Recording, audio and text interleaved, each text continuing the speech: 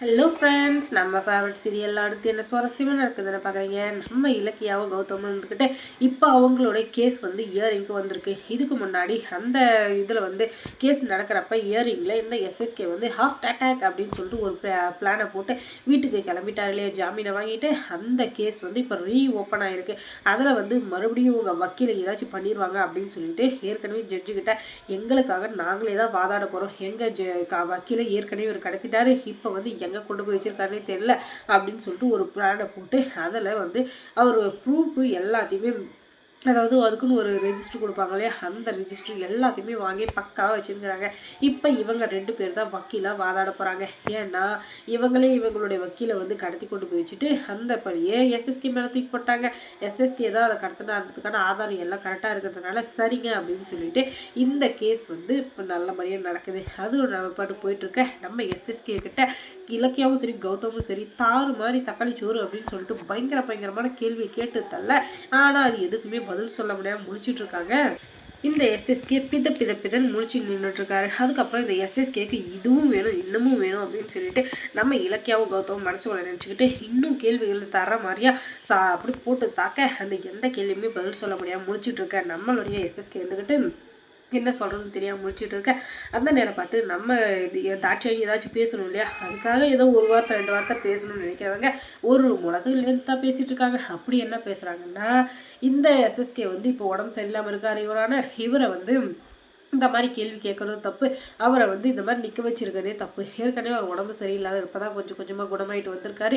அவர்கிட்ட போய் இப்படியெல்லாம் பேசிகிட்டு இருந்தா அவருக்கு மனசு வந்து இன்னும் கஷ்டப்படாதா அப்படின்னு சொல்லிட்டு இந்த தாட்சணி சொல்ல, அந்த மாதிரி உடம்பு சரியில்லாத இருக்கிற பண்ணுற வேலையா இது அப்படின்னு சொல்லிட்டு அவர் குடிச்சிட்டு இருந்தார் இல்லையா, அந்த வீடியோ எல்லாத்தையும் காட்டுறாங்க ஜட்ஜுக்கிட்ட.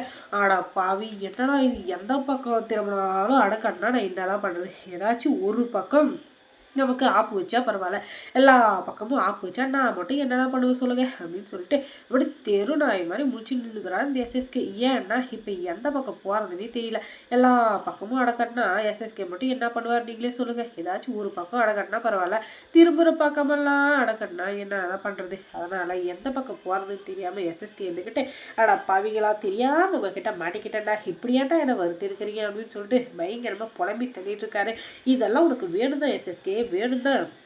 ஏன்னா ஒரு காலத்தில் எங்களை எப்படியெல்லாம் பாடாப்பத்தின, அந்த பாடுபத்துறப்ப எங்களை கொஞ்சமாச்சும் மனுஷங்களாக நினச்சேன். நீ என்னென்ன சீனா போட்ட, ஒரு நாள் இல்லை ஒரு நாள் எங்களை டிஃப்ரெண்ட்டாக வந்து பாடாப்படுத்துவேன். எங்களை வந்து என்னென்ன சித்திரவதை பண்ணியிருக்கேன், அது எல்லாத்துக்கும் உனக்கு சேர்த்து கொடுக்க வேணாம்.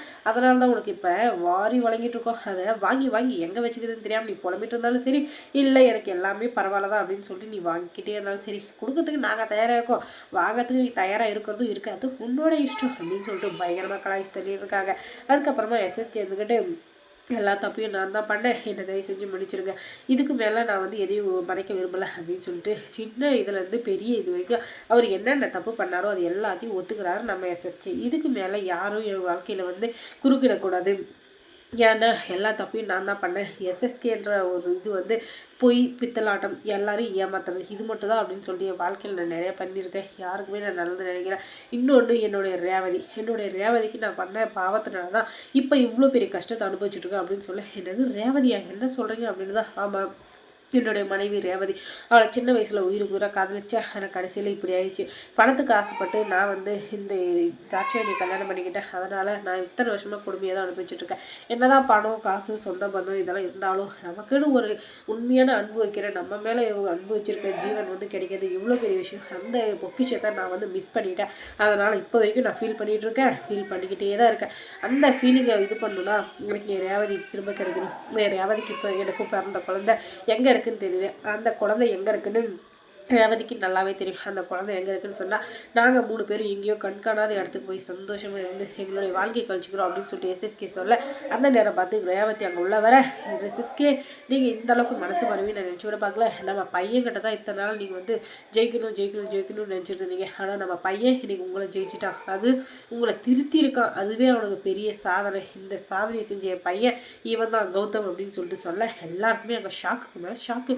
அடப்பாவி, இதுதான் உண்மையா அப்படின்னு சொல்லிட்டு. அதுக்கப்புறம் என்ன, எல்லாரும் அரங்கட்டுமே அப்படின்னு சொல்லிட்டு எல்லாருமே அதிர்ச்சியில் காத்துட்ருக்காங்க. அதுக்கப்புறம் இலக்கியா சீரியலில் என்ன சுவாரஸ்யமாக நடந்திருக்கும் நீங்கள் தெரிஞ்சுக்கணுன்னா நம்ம சேனலில் சப்ஸ்கிரைப் பண்ணுங்கள்.